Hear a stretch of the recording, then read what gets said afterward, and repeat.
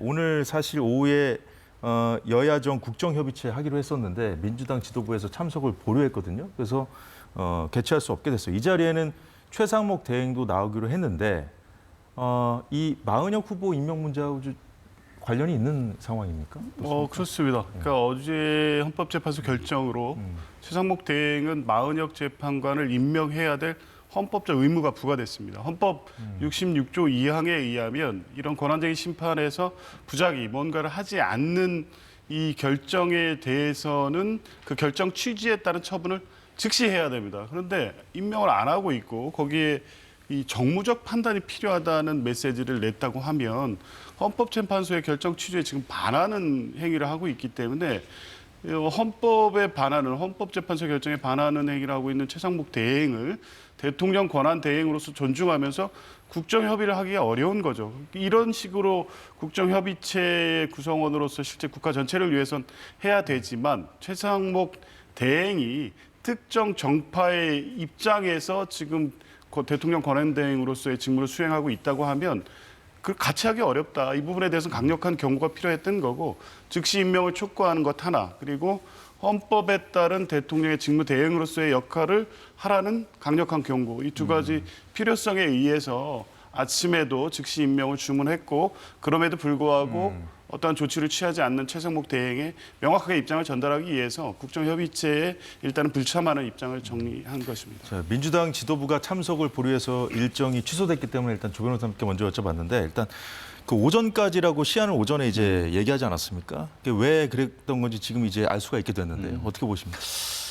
우리가 행정법상 일반 원칙으로 부당 결부 금지 원칙이라는 게 있습니다. 서로 관계없는 것을 연관시켜가지고 안 해주는 그것을 부당 결부 금지 원칙에 위반된다 이렇게 얘기하는데요. 민주당은 기본적으로 애초부터 민생 경제에는 별 관심이 없었던 것 같습니다.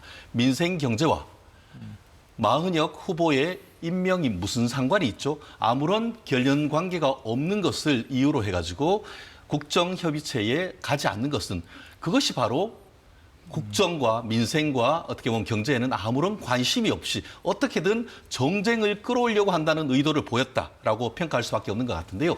지금 그 민주당이 뭐라고 합니까? 윤 대통령의 비상계엄 사태로 인해서 국가 경제 그리고 국제 경쟁력이 뚝 떨어지고 있다라고 한다고 하면은 그건 그대로 헌법재판소가 진행되도록 놔두면 되는 것이지 굳이 여기 와가지고 오전까지 최상목 당신 임명해 안 하면 이게 도대체 뭡니까? 지금 수권 정당, 나아가 경우에 따라서 윤 대통령에 대한 탄핵이 있으면은 조기 대선이 되고 그렇게 하면은 본인들이 이제 대통령 선거를 해서 다시 정권을 가지고 오겠다라고 하는데 국민들이 봤을 때 이게 도대체 무슨 말이냐라고 하죠. 물론 본인들이 어떤 한 표라도 더 넣어서 9표를 만들고 거기에서 유리한 구도를 만들어서 윤석열 대통령을 탄핵하려고 하는 의도는 충분히 압니다. 그렇지만 그 의도를 국민들이 너무나 잘 알고 있습니다. 그렇기 때문에 이제는 정말 민생과 경제에 관심이 있으면은 그건 그것대로 하고 또 그 민주당은 민주당대로 지금 민생경제협의체에서 협의를 하는 그런 모습 그렇게 했을 때의 수권 정당으로서 국민들이 투표를 할 것이라고 봅니다.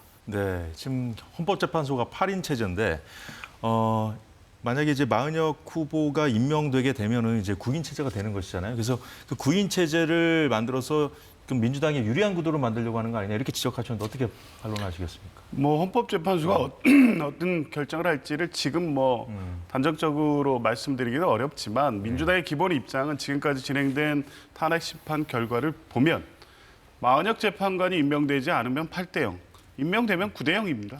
그렇게 보고 있습니다. 그러니까 이견 없이 파면 결정이 날 것이라고 보기 때문에 마은혁 재판관의 신속한 임명이 탄핵 심판 결정의 어떤 예상에 대한 어떤 불안한 심리 이거하고는 전혀 관련이 없습니다.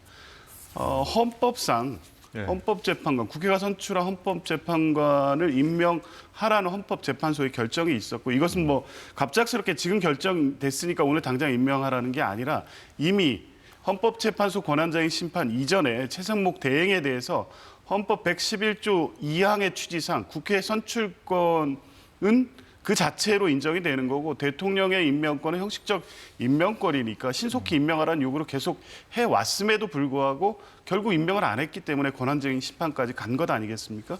그래서 어제 헌법재판소가 대통령 권한대행이 헌법재판관, 국회가 선출한 헌법재판관을 임명하지 않는 것은 국회의 선출권을 침해한 것으로 위헌이라는 결정을 했습니다. 즉시 임명해야죠. 헌법을 존중하는 태도를 보이지 않는 권한대행과 대화를 한다는 게 어려운 것이고요. 이러한 입장을 취하고 있는 최상목 대행이 과연 국정협의체 본연의 취지대로 여야를 망라해서 지금 국가적 위기를 수습하기 위한 대통령 권한대행으로서 책무를 성실히 수행한다고 볼 수 있느냐. 결국 정파적 이해관계에 따라서 왔다 갔다 할 것이고 그런 입장에 대해서 명확하게 정리할 것을 촉구할 필요가 있는 거고요. 이런 헌법재판소의 결정까지 받아들이지 않는다고 하면 대통령 권한대행으로서 지금 국민적 요구를 실현하는 지금 역할을 할 수 있겠느냐, 이 부분에 대한 심각한 문제 제기를 안 할 수가 없는 겁니다. 심각한 문제 제기를 제가 해야겠습니다.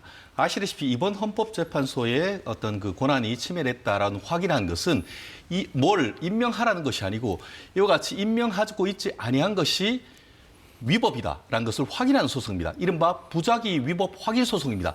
실질적으로 행정소송에서 부작위 위법 확인 소송을 했는데도 불구하고 아무런 처분을 하고 있지 않으면 그것은 이제는 전에는 아무것도 없었기 때문에 부작위가 위법하다는 걸 확인한 것이고 그 판결이 났음에도 불구하고 행정청이 실제로 아무것도 처분을 하지 않은 케이스가 있습니다.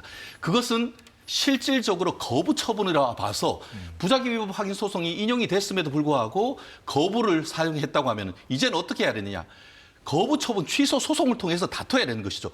말씀대로 조 변호사님 같은 경우에 그 말씀이라고 하면은 부작위 위법 확인 소송으로 해서 모든 것이 다 되게요? 법리상 그렇지가 않습니다. 실질적으로 민주당이 이 부분에 대해서 정말 다투려고 하면은 오늘 민생경제협의회에서 나가지 않으면서 나 이거 안 해주면은 나 거기 못 나가 할 것이 아니고 다시 한번 헌법재판소에서 이 그 최상목 권한대행의 거부 처분이 부당하다면서 거부 처분 취소 소송을 제기를 해야 되는 겁니다. 실질적으로 말씀드린 것처럼 만약에 그렇다고 하면은 지난번에 2019년에 민주당 같은 경우에는 헌법재판소가 낙태죄를 위헌으로 판결하면서 그것을 몇 년 내로 빨리 고치라고 했습니다. 민주당이 지금 못하는 게 뭐 있습니까? 혼자서 헌법 개정 못하는 것은 다 할 수 있습니다. 그 외에는. 그런데 헌법재판소에서 위헌으로 판결하고 입법 촉구까지 했는데 지금까지 뭐 하고 있죠? 5년 동안. 그렇다고 하면은 민주당 그대로 하고 하면 민주당 스스로가 사실상 헌법재판소의 의무를 거부하고 있는 것 아니겠습니까? 그렇기 때문에 본인들은 헌법재판소의 의무에 대해서 거부해도 아무런 문제가 없고 최상목 권한대행은 부작위 위법 확인 소송이 냈는데 그걸 이유로 해서 탄핵하겠어 이런 얘기가 나온다고 하면은 그게 어떻게 자기 눈에 대들보는 못 보고 남의 있는 겨만 보는 겁니까? 네, 그러니까, 지금 네, 예, 지금 이제 말씀하신 부분에 분명할 게 있는데 이거는 거부 그 처분의 대상이 아닙니다. 최상목 대행은 이 임명 권한에 대한 헌법재판소의 결정을 거부할 권한이 없습니다. 헌법재판소 66조에 부작위에 대한 심판 청구를 인용하는 결정을 한 경우에 피청구인은 결정 취지에 따른 처분을 하여야 한다라고 돼 있습니다. 이 또 특별히 기한을 정하지 않은 이유는 즉시 해야 되기 때문에 따로 정하지 않은 겁니다.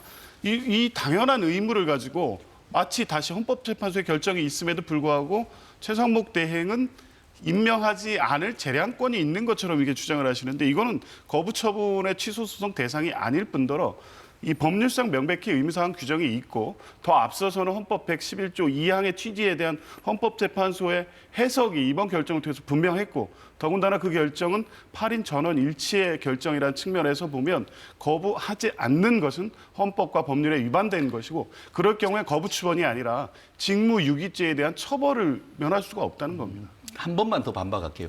즉시란 단어는 눈 씻고 봐도 없습니다. 말씀드린 것처럼 그 임명할지 여부, 언제 할지 여부는 임명권자의 재량입니다. 그 부분만 말씀드리고 싶습니다. 자, 이 부분과 관련해서는 이제 여야가 앞으로 계속해서 이제 공방을 주고받을 수밖에 없다고 좀 생각을 하거든요.